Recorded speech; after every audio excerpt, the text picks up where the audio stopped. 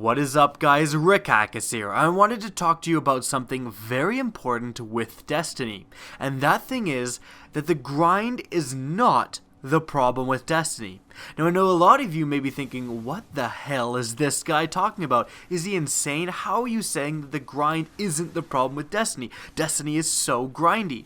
Now, let me clarify my point. There's nothing wrong with saying something like, I find Destiny too grindy. I left Destiny because it's very grindy. Those are all extremely legitimate things to say. The problem occurs when people are saying that the problem with Destiny is the fact that it's too grindy. It's grindy.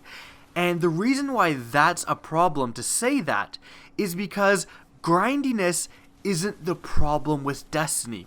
Destiny has several other problems, and the result of that is the fact that it feels incredibly grindy to play. Now, that may sound kind of, not very consequential. That might sound kind of like I'm just mincing words and I'm talking nonsense. But it is extremely important to understand these things when we're then talking about how to improve not only the current Destiny, but future Destiny games in the future. If you don't understand this base concept, you're going to get a lot of things misunderstood. So if you guys watch this video, you are going to be so far ahead of everyone else when it comes to like the Bungie forums, when it comes to Reddit, just talking about improvements of the game, because this is one of the most important things that you can understand about Destiny. That again, the grind in Destiny is not the problem, it is the result of other problems. It's very similar to if you go outside with bare feet and get a cold, and you ask, well, how do I fix this? You could say, well, get less of a cold, and that's probably not a great solution, although you can actually do that. I mean, you can get less of a cold by taking cold medication, and, you can lessen the grind in Destiny by improving RNG, for example. But if you're going to get to the root of the problem, you'd probably say, well, don't go outside with bare feet, you moron. Like in the winter, don't go outside with bare feet and you won't get a cold. And it's the same with Destiny. You have to identify the key problems that are making the game grindy rather than just constantly attacking the game for being grindy. And to identify what those key problems are, we have to look at other video games in the industry. The first video game we're going to look at is Fallout 4. Now, Fallout 4 recently came out, and it is definitely considered an amazing game by most people, including myself. However, many elements of Fallout 4 are very grindy. I mean, you can't tell me that if you've tried to build an impressive settlement, building the settlement itself is kind of a grindy process. Gathering the materials for that settlement and upgrading weapons is definitely a grindy process.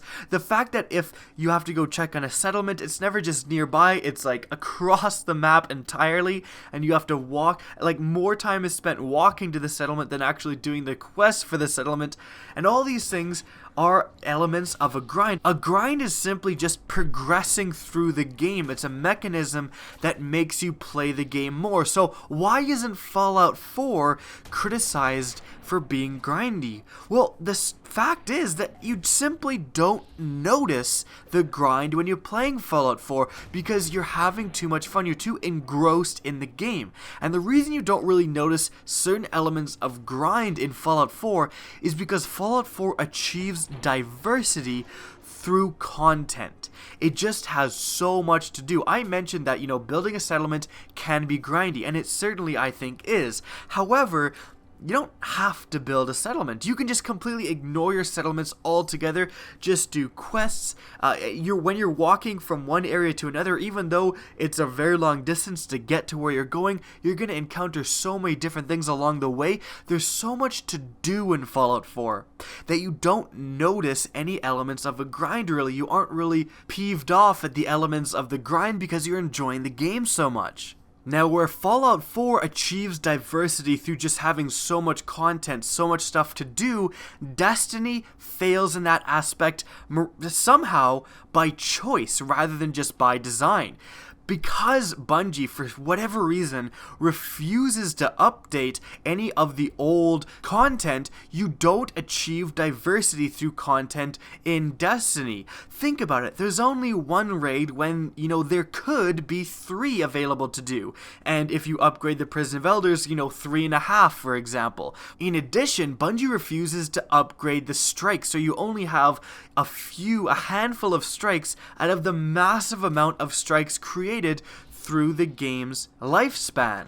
This is one of the problems that makes Destiny feel grindy. You're doing the same few amount of missions, only one raid over and over and over again, and this repetition creates the feeling of an incredible grind.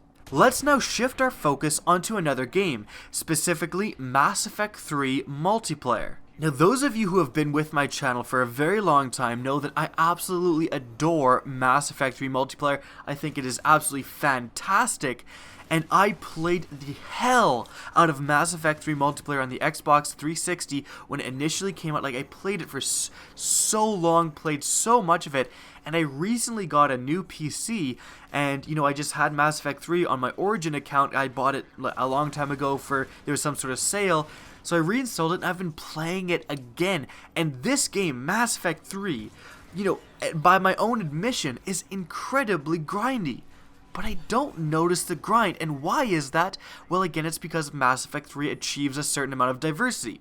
And how it does this is because in Mass Effect 3, how it works is you are playing the same few maps over and over and over again. More maps have been added through DLC, and you can still play the old original maps, Destiny, but in any event, you are playing these maps and they're wave survival maps, so you just play the same game type essentially on these same maps. You can verse different enemies, and the reason you're doing this is to earn credits. You can do this certain maps in harder difficulties, so you can have bronze, silver, gold, and platinum. The higher the difficulty, the more credits you earn upon completion.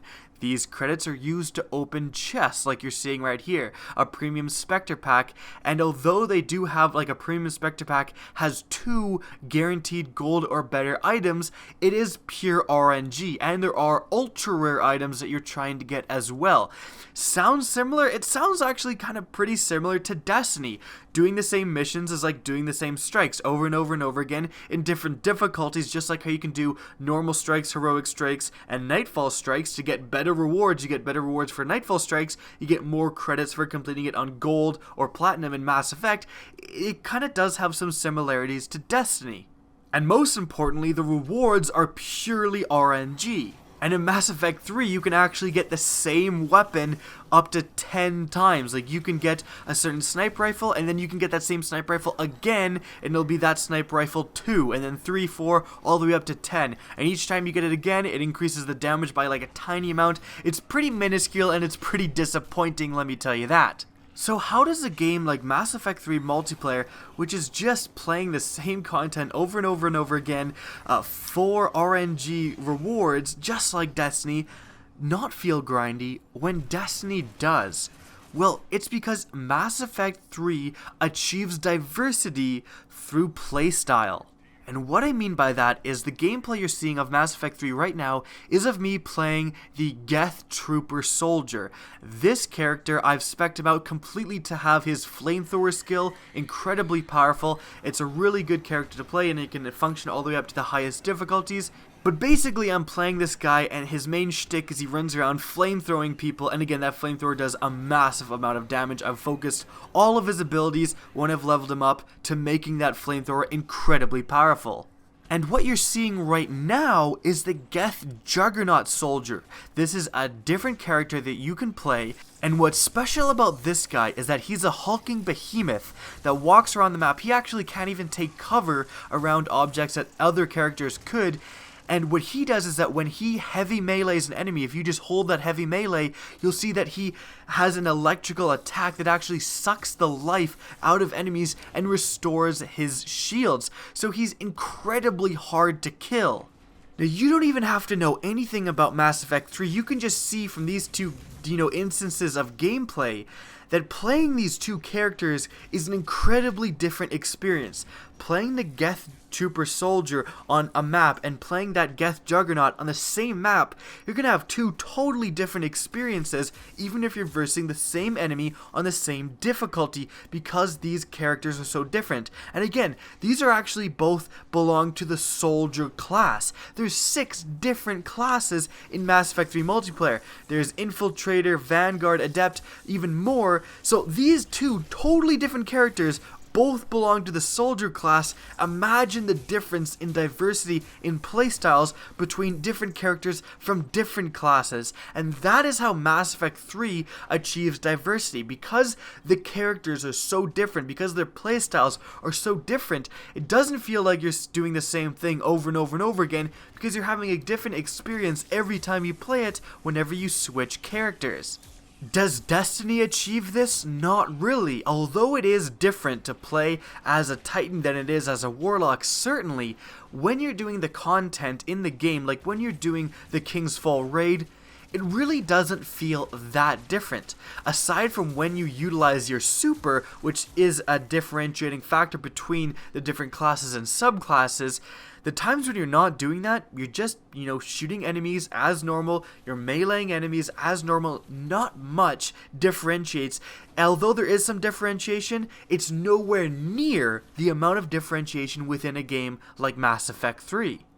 Now, although we've only gone over specifically 2 games, I'm sure you guys can see the pattern here. Many games have elements of grind. Fallout 4, Mass Effect 3, Borderlands, World of Warcraft, League of Legends, all of that stuff. Pretty much all games have an element of grind. You're always grinding for something. You're always trying to achieve something. Now, the way that these games reduce that element of perceived grind, the reason we don't say these other games that I've mentioned are incredibly grindy, or at least we're not upset about it, is because they achieve diversity through a certain mechanic, through a method of game design. And the reason they do this is so the game doesn't feel stale, because as soon as that game starts to feel stale, it starts to feel grindy. And that is why you'll see that when I am suggesting improvements to Destiny, I'm always suggesting things that would increase the diversity, usually within the weapon system. Way back in the day, before any Destiny DLC, I made a video about how Destiny should have new gun types. And I was talking about how they could have, combat shotguns, laser rifles, SMGs, a lot of things that didn't get implemented, but guess what did? Sidearms and melee weapons were both introduced into Destiny, and this was actually a huge increase to the diversity of the game. I think that if they hadn't done that in The Taken King, introduced a bunch of sidearms and introduced melee weapons, you would have gotten sick of it a lot sooner. But if you go back to that video, there is so many naysayers, people saying that, there's no way they would introduce melee weapons into the game. What a ridiculous idea. Why would they introduce sidearms? There's already hand cannons. Comments like that were absolutely flowing in that video. But guess what? Those are people who didn't understand what I'm trying to tell you today. Those are people who didn't understand that the key to making Destiny better is achieving diversity. And one of the ways you can do that is achieving diversity through the gun system by adding new gun types. And it turns out that adding new gun types was definitely a good thing for the game. And I see that kind of sentiment still even today. My most recent video, other than this one obviously, was a video talking about how what if Destiny introduced a new weapon rarity similar to the blue weapons in Borderlands that have red text. So they have unique properties that aren't quite good enough, aren't quite unique enough to make them gold weapons, but they still would really diversify the game. And I still see people in that comment section saying, well, wouldn't this just increase the grind? And frankly, the people who said that were, inspired me to make this video, is because it's such a misunderstanding on what would fix Destiny and what would make Destiny 2 an incredible game, that we really need to understand what would actually fix and improve the game, rather than just complaining at the end results of why we don't like the game, aka its grindiness. So in summary, the thing I'm trying to communicate in this video is that the grind is not the problem with Destiny. The problem with Destiny is that it lacks diversity, and as a result it has gotten stale and therefore it feels incredibly grindy. To fix this, we must improve Destiny's diversity. We must make it so that it feels different every time you play it, and that disguises the elements of grind. We must introduce even more gun types. We must break down those stupid damage archetypes. We must introduce even more new things to Destiny. We must update the old content so you're not playing the same few levels over and over and over again. And stuff like introducing sparrow racing. Even if you didn't like sparrow racing, I wasn't a huge fan of sparrow racing, but that is a step in the right direction. It's so different than what you can do currently in Destiny that it did add a degree of diversity.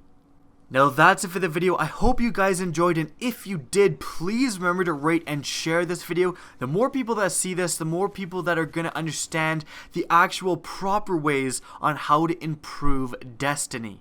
Now, if you want to see more content similar to this, don't be afraid to slap that subscribe button. If you want to get in touch with me and keep up to date with the latest channel activity, the best way is to follow me on Twitter. That's linked in the description of this video, as is my Twitch channel, which you can follow as well. Again, I hope you enjoyed the video, and as always, have a good day.